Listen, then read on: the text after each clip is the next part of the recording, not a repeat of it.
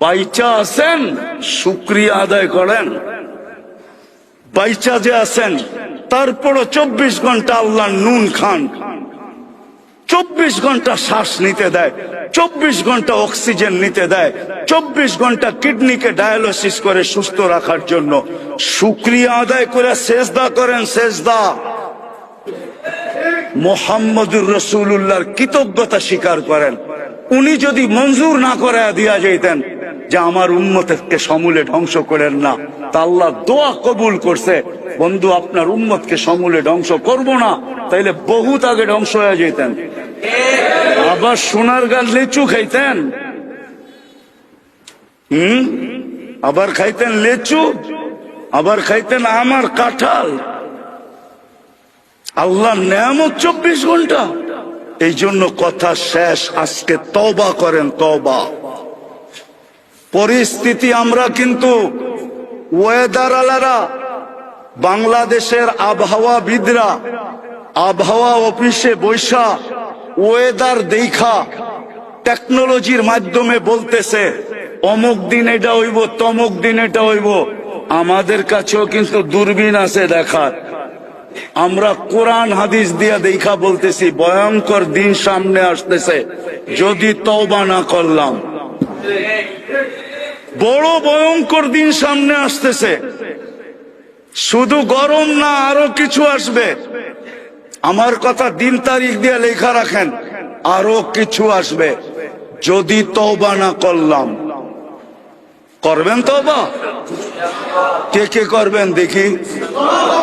তাইলে আল্লাহকে বলে দেন, আল্লাহ তওবা করলাম। আপনি আমাদের তওবা কবুল করেন, আমাদের গুনাহ মাফ করে দেন। শুধু আমাদের না, আজকে সোনার গালাদেরকে মাফ করে দেন। আমরা কিন্তু আপনার ঘরে বসে তওবা করলাম। নামান আজকের থেকে অঙ্গীকার করেন, আল্লাহর সাথে সম্পর্ক জোড়েন, আল্লাহর রসুলের সাথে সম্পর্ক জোড়েন। যতটুক সাধ্য আল্লাহর সাথে যেই জিনিসের সম্পর্ক আছে তার সাথে জোড়েন। রসুলের সাথে যেই জিনিসের সম্পর্ক আছে, আমি মোটা মোটা বলে দিতেছি, আজকের থেকে মসজিদের সাথে সম্পর্ক জোড়েন। 5 ওয়াক্ত নামাজ পড়েন, হক্কানি আলেম ওলামা আল্লাহ ওয়ালাদের সাথে সম্পর্ক জোড়েন, দ্বীনি মাদারেসের সাথে সম্পর্ক জোড়েন।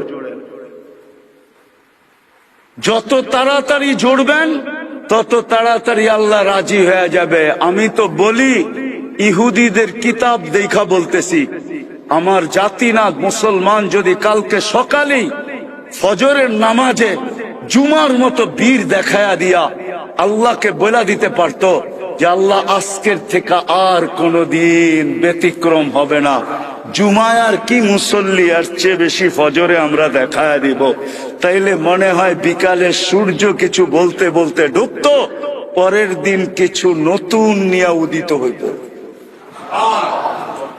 এই জন্য তওবা করছেন, অঙ্গীকার করেন যে মসজিদের সাথে সম্পর্ক জুড়বো, হক্কানি আলেম ওলামা আল্লাহ ওয়ালাদের সাথে জুড়বো, আল্লাহর সাথে জুড়বো, আল্লাহ রসুলের সাথে জুড়বো। ইনশাআল্লাহ জুড়বেন তো? পাক্কা তো? আল্লাহ আমাদেরকে আজকের থেকে নামাজ ছাড়বেন না তো? যুবকরা কি বলে? যুবকরা দেখি ছেড়ে দিবে, নামাজ ছাড়বে? পাক্কা? আল্লাহ কবুল করুক। আমি তো দুনিয়া ঘুরা বলতেছি, আফসোস আমার সমাজের মানুষগুলা যদি বাইরে আড্ডা না দিয়া মসজিদে আড্ডা দিত। বলবেন মসজিদে আবার আড্ডা দেয় কেমনে? শব্দটা বেশি ভালো শোনা যায় না, ঠিক না? কি কোন হুজুর? আরে হা বলেন না বলেন, শব্দটা বেশি ভালো শোনা যায় না। যেই সময়টা হাটে বাজারে দোকানে রোডে ঘাটে বৈশা কাটাই, ওটা মসজিদে কাটা। দরকার হইলে বড় বড় বারিন্দা বানান, চায়ের সবকিছু রাখেন।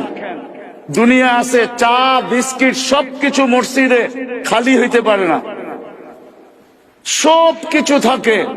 বুড়ারা যার সময় কাটাইতে হয় হাটে বাজারে দোকানের সামনে বৈশা না কাটায়া মসজিদের বারিন্দায় বৈশা কাটান।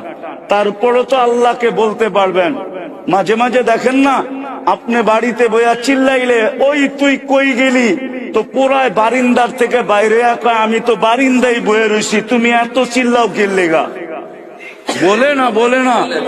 আপনিও বলতে পারবেন আল্লাহ রে আল্লাহ আমি বারিন্দায় বয়ে রয়েছি, আমি আপনার আঙ্গিনায় বয়ে রয়েছি। বানান মসজিদ এরকম, চতুর্দিক দিয়ে বারিন্দা দেন।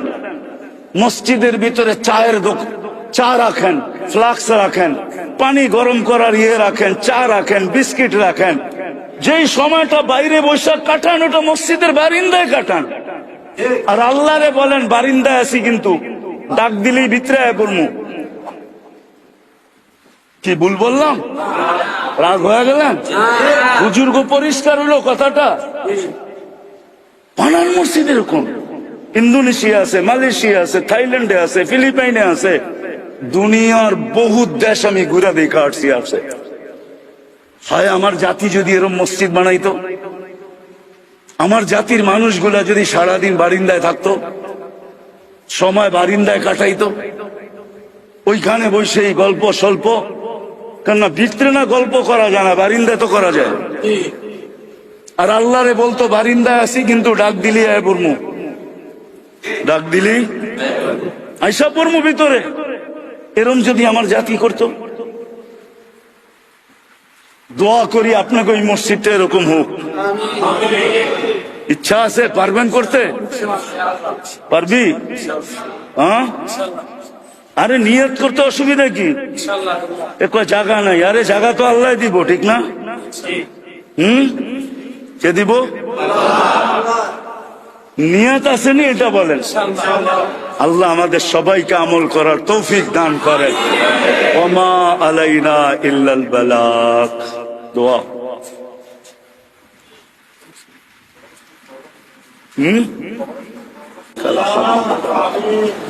اللهم لك الحمد كما ينبغي لجلال وجهك وعظيم سلطانك। আল্লাহ বলার পর্ব ছিল শেষ, শোনার পর্ব ছিল শেষ, এখন ভিক্ষার পর্ব, চাওয়ার পর্ব। আল্লাহ কোথায় বসে হাত তুললাম এটাও জানেন। ঘরটা কার? আমাদের তো না, দুনিয়ার কারো তো না। এটা শুনছি আপনারই ঘর, আপনারই ঘরে বসে হাত তুলা দিলাম। কাদেরকে নিয়ে হাত তুললাম এটাও দেখেন, আয়োজনটা কিসের এটাও দেখেন, কারা আয়োজন করছে এটাও দেখেন।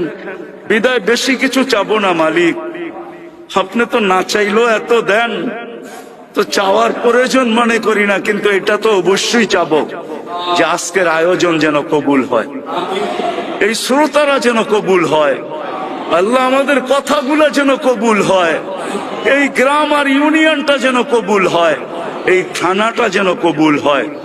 আল্লাহ যে সংস্থার পক্ষ থেকে এটা আয়োজিত হয়েছে, আল্লাহ এই সংস্থাকে কবুল করেন, এই সংস্থাকে কবুল করেন, হিলফুল ফুজুলকে কবুল করেন, আল্লাহ এদের সদস্যগুলাকে কবুল করেন, এটাকে আরো প্রসারিত করে দেন, আরো বড় করে দেন, আরো কিছু করার তৌফিক নসিব করেন। এদের যদি কোনো প্রয়োজন থাকে তো খাজানায় গায়েব থেকে পুরা করে দেন। আয় আল্লাহ, আজকের আয়োজনের উসিলায় এই সামনে যে পাশে যে কবরস্থান আছে, এইখানে যে যে শায়িত আছে আর যারা কিয়ামত পর্যন্ত শায়িত হবে, সবাইকে আপনি মাফ করে দেন। আল্লাহ এই কবরস্থানটাকে কবরে মাগফুরায় আল্লাহ কবরস্থানকে কবুল করেন, এমন কবুল করেন। দুনিয়ার কিছু কবরস্থানকে আপনি কবুল করছেন, যেখানে কবর দেওয়ার পরে মানুষ নিজেকে সৌভাগ্যবান মনে করে। আল্লাহ এই কবরস্থানটাকে এরকমই কবুল করেন। হয় আল্লাহ, সর্বশেষ যার যেই পেরেশানি আছে দূর করে দেন, প্রয়োজন আছে মেটায়া দেন, অসুস্থ আছে শেফায়ে কামেলা আজেলা দায়েমা মুস্তামেররা নসিব করেন। ফিলিস্তিনকে জয় যুক্ত করে দেন। যারা হজে গেছে বা যারা যাবে, সবাইকে সুষ্ঠুভাবে সহিভাবে হজ করা মকবুল হজের বরকত নিয়ে দেশে ফিরার তৌফিক নসিব করেন। ওসল্লাহ, আমাদের মা বাবাকে মাফ করে দেন। ওসল্লাহু তাআলা আলা খায়রি খালকি মুহাম্মাদি ওয়া আলিহি ওয়া সাহবিহি।